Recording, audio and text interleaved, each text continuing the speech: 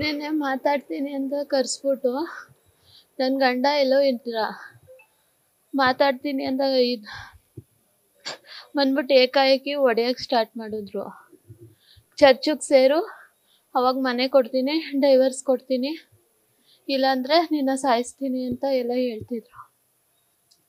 ನೆನ್ನೆ ಗಲಾಟೆ, ಡೈವರ್ಸ್ ಕೊಡ್ತೀನಿ ಅಂತ. ಚರ್ಚಿಗೆ ಸೇರಿಲ್ಲ ಅಂದರೆ ಚರ್ಚಿಗೆ ಸೇರಬೇಕು ನೀನು, ಅವಾಗ ಚೆನ್ನಾಗಿ ನೋಡ್ಕೊತೀನಿ, ಇಲ್ಲಾಂದರೆ ನೀನು ಚೆನ್ನಾಗಿ ನೋಡ್ಕೊಳ್ಳಲ್ಲ ಅಂತ. 15 ವರ್ಷ ಅಣ್ಣ.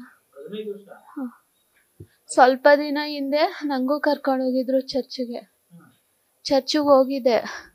ಅದಾದಮೇಲೆ ಇದು ದುಡ್ಡು ಹಾಕಬೇಕು, ಹಂಗೆ ಮಾಡಬೇಕು ಅಂತ ಎಲ್ಲ ಹೇಳಿದ್ರು. 5 ಗಂಟೆಗೆ ಎದ್ದು ಪ್ರೇಯರ್ ಮಾಡಬೇಕು, 3 ಗಂಟೆಗೆ ಪ್ರೇಯರ್ ಮಾಡಬೇಕು, ಉಪವಾಸ ಮಾಡಬೇಕು, ನಿನ್ನ ಲೋಕದ ಚಟುವಟಿಕೆ ಬಿಡಬೇಕು, ನಮ್ಮದು ಹಬ್ಬಗಳಲ್ಲಿ ನೀನು ಕುಂಕುಮ ಹಾಕೊಳ್ಳೋಂಗಿಲ್ಲ, ಮತ್ತು ಹಬ್ಬಗಳಲ್ಲಿ ಇದು ಮಟನ್ನು ಅದು ಹಸುದು ಎಲ್ಲ ತಿನ್ನಬೇಕು ಅಂತ ಅಂದ್ಬಿಟ್ಟು ಎಲ್ಲ ಹೇಳ್ತಿದ್ರು. ಅದು ನನಗೆ ಇಷ್ಟ ಇಲ್ಲ. ನಮ್ಮ ಭಾವ, ನಮ್ಮ ಅತ್ತೆ ಅವರೆಲ್ಲರೂ ಸೇರ್ಕೊಬಿಟ್ಟವ್ರೆ, ನಾನೊಬ್ಳು ಸೇರಿಲ್ಲ. ಅವ್ರು ಈಗ ಒಂದು 10 ವರ್ಷ ಆಗಿರ್ಬೋದು. ಸೇರಿ ನನಗೂ ಕರ್ಕೊಂಡೋಗಿದ್ರು ಸ್ವಲ್ಪ ದಿನ. ಈಗೊಂದು 5 ವರ್ಷ ಹಿಂದೆ, ನನ್ನ ಮಗನಿಗೆ ಕ್ಯಾನ್ಸರ್ ಬರೋಕ್ಕೂ ಮುಂಚೆ. ಹಾಂ, ನಾನು ಬರಲ್ಲ ಅಂತ ಅಂದ್ಬಿಟ್ಟು ಹೇಳಿದೆ. ಮೈಸೂರಲ್ಲಿ ಮನೆ ಮಾಡಿಬಿಟ್ಟು ಇರಿಸ್ಕೊಂಡಿದ್ರು, ಅಲ್ಲಿ ಚರ್ಚಿಗೆ ಬರಲೇಬೇಕು ಅಂತ ಅಂದ್ಬಿಟ್ಟು. ನಾನು ಬರಲ್ಲ ಅಂತ ಅಂದ್ಬಿಟ್ಟು ಅಲ್ಲಿ ಇರಲ್ಲ ನಾನು, ನನ್ನ ದೇವ್ರು ಬಿಟ್ಬಿಟ್ಟು ಇರೋದಿಲ್ಲ ಅಂದೆ. ನನ್ನ ಪಡಗ್ ನಮ್ಮ ಪಟ್ಟಣಕ್ಕೆ ಬಂದು ಸೇರಿಕೊಂಡೆ. ಆಮೇಲೆ ನನ್ನ ಮಗನಿಗೆ ಕ್ಯಾನ್ಸರ್ ಬಂದ್ಬಿಟ್ಟು ನಾವೇ ಬೇರೆ ಮನೆ ಮಾಡ್ಕೊಂಡಿದ್ದು ನನ್ನ ಗಂಡನ ಜೊತೆ. ಅವರು ಸೇರಿ ಆಯಿತು ಒಂದು 7-8 ವರ್ಷ ಆಯಿತು. ಎಲ್ಲರೂ ಸೇರವ್ರೆ.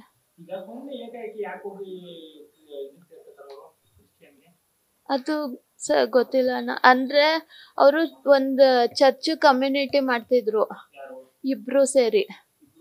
ಆನಂದ್ ಅಂತ ನಮ್ಮ ಭಾವ ಹರೀಶ್, ಇಬ್ಬರು ಸೇರಿ ಅವರು ಚರ್ಚಿಗೆ ಇದ್ರು. ಅವರೆಲ್ಲ ಪಾಲಹಳ್ಳಿಯವ್ರೆ ಅಣ್ಣ. ನಾವೆಲ್ಲ ಪಾಲಹಳ್ಳಿಯವರು. ಪಾಲಹಳ್ಳಿಲಿ ಚರ್ಚಿಗೆ ಸೇರ್ಕೊಂಡಿದ್ರು. ಅವರು ಇಬ್ಬರು ಫಸ್ಟು ಹೋದ್ರು. ನಂಗೆ ಮಾಮೂಲಿ ನಮ್ಮ ಸಂಪ್ರದಾಯದ ಪ್ರಕಾರನೇ ಮದುವೆ ಮಾಡಿದ್ದು. ಅದಾದಮೇಲೆ ಅವರು ಹೋಗಿ ಬೇರೆ ಸೇರ್ಕೊಂಡ್ರು. ಚರ್ಚಲ್ಲಿ ಎಷ್ಟು ದುಡ್ಡು ಬರ್ತದೆ ಅದು ಗೊತ್ತಾಯಿತು. ಆನಂದ್ ಅನ್ನೋರು ಈಚೆ ಹಾಕ್ಬಿಟ್ರು ಚರ್ಚಿಂದ. ಹಾಂ ಹಾಂ, ಅವ್ರು ಇವಾಗ ಅಲ್ಲಿ ಚರ್ಚಲ್ಲಿ ಇಲ್ಲ. ಹಾಂ ಹಾಂ, ಅವರು ಮೊದಲೇ ಸೇರಿದ್ರು.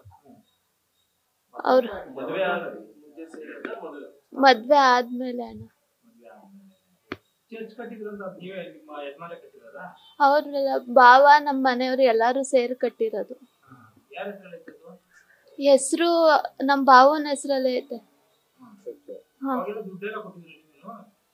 ಅಂದರೆ ಹಿಂಗೆ ತಿಂಗಳು ಹಾಕ್ಬೇಕು. ನಿಮ್ಮ ದೇವ್ರುಗಳ್ಗೆ ಹೋದ್ರೆ ಅರ್ಶಿನ ಕುಂಕುಮಕ್ಕೆ ಖರ್ಚು ಮಾಡ್ತೀರಲ್ಲ, ಅದೇ ರೀತಿ ನೀವು ಇಲ್ಲೇನು ಮಾಡೋಂಗಿಲ್ಲ, ಖರ್ಚು ಮಾಡೋಂಗಿಲ್ಲ ಅಂತ ಹೇಳ್ತಾರೆ. ಫಸ್ಟು ಸುಮ್ಮನೆ ಬನ್ನಿ ಪ್ರೇಯರ್ ಮಾಡಿ ಅಂತ ಎಲ್ಲ ಹೇಳ್ತಾರೆ. ಬೈಬಲ್ ಎಲ್ಲ ಕೊಡ್ತಾರೆ, ಸ್ತೋತ್ರ ಬುಕ್ ಅಂತ ಬರ್ತದೆ, ಅದನ್ನು ಕೊಡ್ತಾರೆ. ನೀನು ಡೈಲಿ ಓದಲೇಬೇಕು, ಪೂರ್ತಿ ಬುಕ್ ಓದಲೇಬೇಕು ಅಂತ ಹೇಳ್ತಾರೆ. ಮತ್ತು ಪೂರ್ತಿ ಬೈಬಲ್ ಓದಲೇಬೇಕು ಡೈಲಿ ಅಂತ ಹೇಳ್ತಾರೆ. ಅದೆಲ್ಲ ನನ್ನ ಕೈಲಿ ಆಗಲಿಲ್ಲ, ನಾನು ಬಿಟ್ಬಿಟ್ಟೆ. ಹಾಂ, ನಾನು ಕನ್ವರ್ಟ್ ಆದರೆ ನನ್ನ ಚೆನ್ನಾಗಿ ನೋಡ್ಕೋತಾರಂತೆ. ಅವ್ರು ನಾನು ಹೆಂಗೆ ಇರ್ತೀನಿ ಹಂಗಂಗೆ ಚೆನ್ನಾಗಿ ನೋಡ್ಕೋತಾರಂತೆ. ಎಲ್ಲನೂ ಚೆನ್ನಾಗಿ ನೋಡ್ಕೋತೀನಿ, ನಿಮ್ಗೆ ಆಸ್ತಿ ಎಲ್ಲ ಕೊಡ್ತೀನಿ, ನಿಮ್ಮನ್ನೆಲ್ಲರನ್ನೂ ಚೆನ್ನಾಗಿ ನೋಡ್ಕೋತೀನಿ ಅಂತ. ಕನ್ವರ್ಟ್ ಆಗಿಲ್ಲ ಅಂದರೆ ಬೀದಿಲಿ ನಿಲ್ಲಿಸ್ತೀನಿ.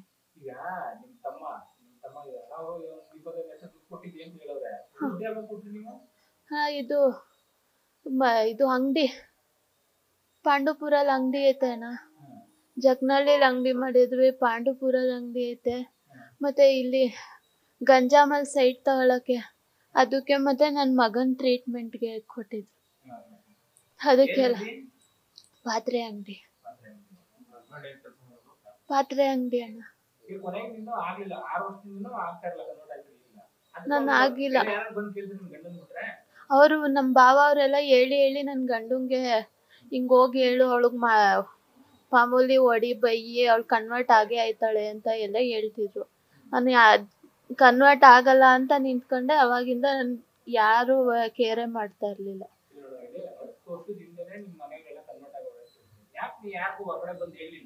ಭಯ, ಅವ್ರು ನನ್ಗೇನಾದ್ರು ಮಾಡ್ಬಿಡ್ತಾರೆ ಅಂತ.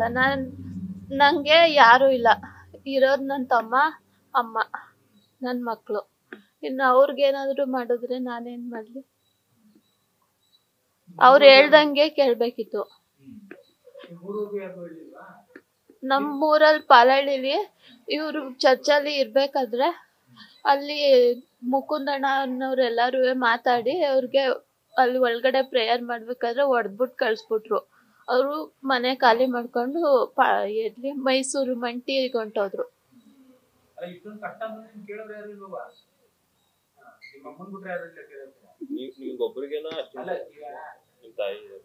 ನಮ್ ತಾಯಿಗೂ ಚರ್ಚಿಗೆ ಹೋಗ್ಬೇಕು ಅಂತ ಅವ್ರಿಗೂ ಸ್ವಲ್ಪ ದಿನ ಕರ್ಕೊಂಡು ಹೋಗಿದ್ದೀನಿ.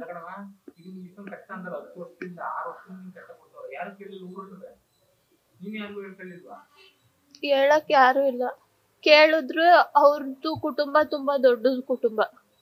ನಮ್ ಕಡೆಯಲ್ಲಿ ಯಾರು ಇಲ್ಲ. ನಮ್ ಚಿಕ್ಕಪ್ಪದಿರು ಅಪ್ಪ ಎಲ್ಲ ಸತ್ತೋಗವ್ರೆ, ಅಜ್ಜಿ ಎಲ್ಲಾರು ಸತ್ತೋಗ್ರೆ. ಇರೋದ್ 3 ಜನ. ನನ್ ತಮ್ಮ, ಅಮ್ಮ, ನಂದ್ 2 ಮಕ್ಳು, ಇಷ್ಟೇ ನಂದು. ಗೊತ್ತಿಲ್ಲ. ಅವ್ರು ಏನು ತಂದ್ಕೊಂಡಂತ ಇದಕ್ಕೆ ನನ್ ತಮ್ಮ ಈಗ 4 ತಿಂಗಳಿಂದ ಕರ್ಕೊಂಡೋಗಿ ನೋಡ್ಕೊತಿದ್ದ. ಈಗ ಅವ್ನ್ ಇನ್ನೂ ಟ್ರೀಟ್ಮೆಂಟ್ ಅಲ್ಲಿ ಹೋಯ್ತಾ ಇರ್ಬೇಕು. ಅವನು ಚಿಕ್ಕವನು.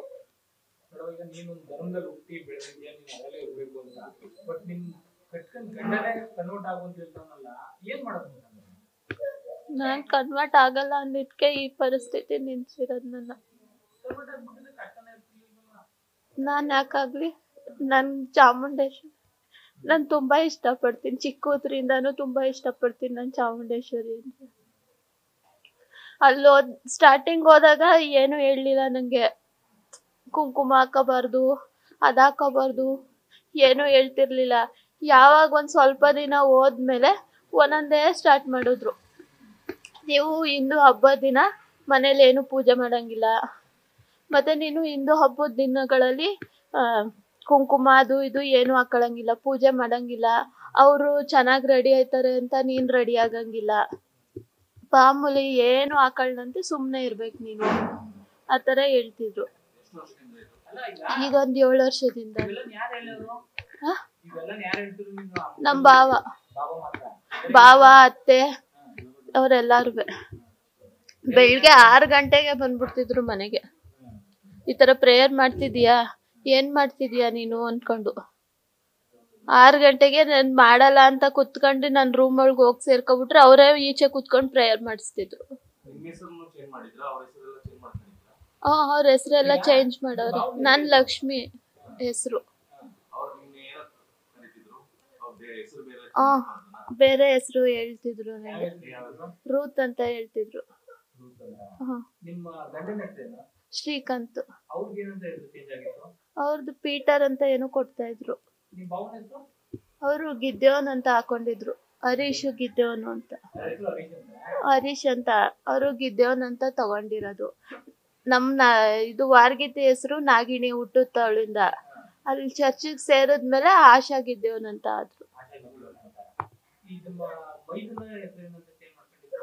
ಅವರು ಪ್ರಶಾಂತ್ ಅಂತ ಅವ್ರ ರಿಯಲ್ ಹೆಸರು. ಅವ್ರದ್ದು ಹೆಸರು ಒಂದ್ ಗೊತ್ತಿಲ್ಲ. ಅಂದ್ರೆ ಅವ್ರು ಸ್ವಲ್ಪ ದೂರ ಇದ್ರು. ಅವರು ಹೆಂಡತಿ ಅವರು ಎಲ್ಲಾರು ಆ ಕಡೆ ಇದ್ರು. ಮೇರಿ ಎಲ್ಲಾರು ಕನ್ವರ್ಟ್ ಆಗೋ. ಪೂರ್ಣಿಮಾ ಅಂತ. ಮೇರಿ ಅಂತ ಏನು ಚೇಂಜ್. ಕೃಷ್ಣವೇಣಿ. ಅವ್ರ ಹೆಸರು ಚೇಂಜ್ ಅಂತೂ ಮಾಡ್ಸಕ್ ಆಗಿಲ್ಲ ಇನ್ನುವೆ. ಈಗ ಅಂದ್ರೆ ಅವರೇ ದೊಡ್ಡವ್ರಲ್ವಾ. ಈಗ ನಮ್ದು ಒಂದು ನಮ್ ಮನೆಯಲ್ಲೂ ಒಬ್ರು ದೊಡ್ಡವ್ರು ಅಂತ ಇರ್ತಾರಲ್ಲ, ಅದಕ್ಕೆ ಅವ್ರಿಗೆ ಮಾತ್ರ ಚೇಂಜ್ ಮಾಡ್ಸಕ್ ಬಿಟ್ಟಿಲ್ಲ. ಈಗ ಜಾತಿಯಿಂದ ಈಚೆ ಹಾಕ್ತೀನಿ ಅಂತಾರೆ. ನಂದ ಅವ್ರದ್ದು ನೋಡಿಲ್ಲ ಅಣ್ಣ. ಈಗ ನಿಮ್ಮ ಅತ್ತೆ ನಿಮ್ಮ ಗಂಡ ಅವರೆಲ್ಲ ರೇಷನ್ ಕಾರ್ಡು ಅವ್ರದ್ದೆಲ್ಲ ನನ್ನ ಹತ್ರನೇ ಇದೆ. ಏನಂತ ಇದೆ ಅಲ್ಲಿ? ನಾನು ಶ್ರೀಕಾಂತ್ ಅಂತ ಹಾಕ್ಸ್ಕೊಂಡಿರೋದು ನನ್ನ ರೇಷನ್ ಕಾರ್ಡ್ ಅಲ್ಲಿ. ನಮ್ಮ ಅತ್ತೆ ಅವ್ರದ್ದೆಲ್ಲ ಏನೈತೆ ಗೊತ್ತಿಲ್ಲ, ಅವ್ರದ್ದು ಸಪ್ರೇಟ್ ಐತೆ. ಅವರ ಸಪ್ರೇಟ್ ನಿಮ್ಮ ಫ್ಯಾಮಿಲಿದು ಐತೆ. ಈಗ ನೀವು ನಿಮಗೆ ಬೇರೆ ಏನು ಫೆಸಿಲಿಟಿ ಬರುತ್ತೆ ಅದೆಲ್ಲ ತಗೊಂಡಿದ್ದೀರಾ ಗವರ್ನಮೆಂಟ್ ಇಂದ ಬರುತ್ತೆ. ಅವಾಗೆಲ್ಲ ಶ್ರೀಕಾಂತ್ ಅಂತಾನೆ ಹೆಸರು. ಅವ್ರು ಬೇರೆ ಈಚೆ ಹೆಸರು ಬೇರೆ ಹೆಸರು ಮಾಡ್ಕೊಂಡಿರೋದು. ಈಗ ಯಾರಾದ್ರೂ ಕೇಳ್ತಾರಲ್ಲ ಅಣ್ಣ, ನೀವು ಯಾವ ಕಡೆಯಿಂದ ಬಂದಿದ್ದೀರಾ ಅಂತ ಅಂದ್ಬಿಟ್ಟು ನಾವೆಲ್ಲಾದ್ರೂ ಮರಾಠಿ ಅಂತೀನಿ. ಅವರು ನಾನು ಇವಾಗ ರೇಷನ್ ಕಾರ್ಡ್ ಅಲ್ಲಿ ನನ್ನ ಹೆಸರು ತಗಿಸ್ತೀನಿ ನಾನು ಅಂತ ಹೇಳ್ತಿದ್ರು ಶ್ರೀಕಾಂತದ್ದು.